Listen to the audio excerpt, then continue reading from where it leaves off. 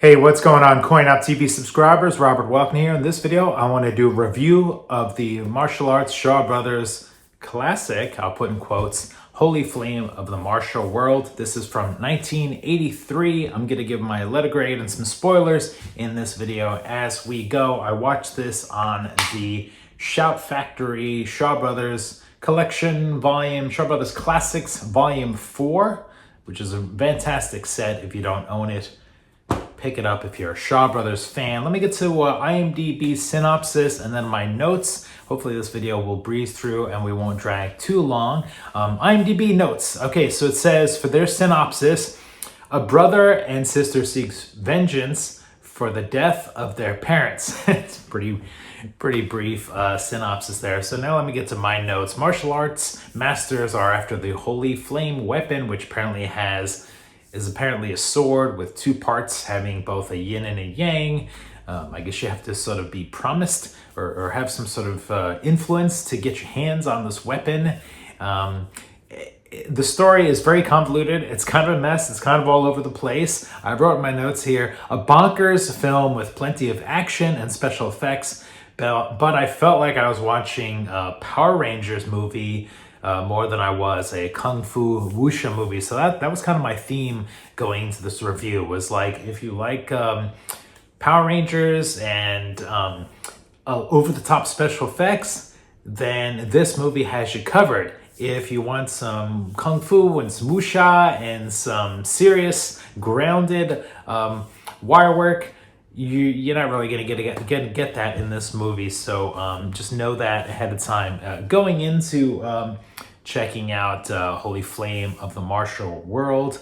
First of all, let me say this is the first time I've ever seen this movie. If I've heard about this movie before, it's not from a director I'm very familiar with. It hasn't really been easily accessible out there. So it's a first time view for me, and I'm glad that I can tick it off my list.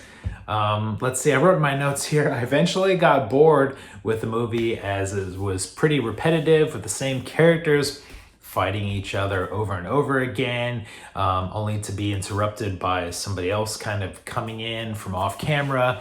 Somebody who was introduced a little earlier, interrupting the action and the fight there. It basically feels very much like we're just in one location and there's like this martial arts, different sects there, groups and clans that are out to get the Holy Flame, this weapon, and be the superior martial artist clan out there, and they just like are fighting against each other over and over again. And I was like, okay, well, what else is going on in this world? I mean, you did call it the Holy Flame of the Martial World. I feel like it should be Holy Flame of the Martial Neighborhood or City or Town, because it seemed very singular. I wrote in my notes here, for those upset that Shaw Brothers director, filmmaker Chang Cheh doesn't feature females in most of his movies, then check out this movie, because it seems like every female actress from the Shaw Studios system must have appeared in this movie. There's a large female cast in this movie, so if you're like, okay, Chang Cheh is not going to put females in our movies, we're going to put them all into this movie. There's a lot there. Some of them kind of stand out, some of them kind of in the background, but I thought that was kind of an interesting hot take in my notes here. Also interesting hot take, Phillip Kwok, probably one of the most standout Venom mob members out there, has a small role in this movie. Unfortunately, he uses some silly, odd martial arts, kung fu stuff where he laughs and moves his arms around, causing damage to everybody and everything around him, and I think busting up people's sonic eardrums. It's a little unexplained, and the dub and the subtitle call it different things. I think they call it the ghostly laugh or the ghastly laugh or something like that, and I was just like, I think this is meant to be silly and ironic, but it was kind of really over the top, and it was hard for me to just go like, oh, okay, this would be acceptable or something. Again, nothing in this movie is really meant to be acceptable. You have to really suspend a lot of disbelief. In my final notes here, I wrote, the story is not compelling, nor were the characters. Nothing was really interesting enough to grab me. If you want some sort of wacky, over-the-top special effects, romp, then this movie has you covered. So I guess fans of this movie are just know going in that, like, look, I'm gonna suspend all disbelief, and I'm gonna see some special effects, some craziness.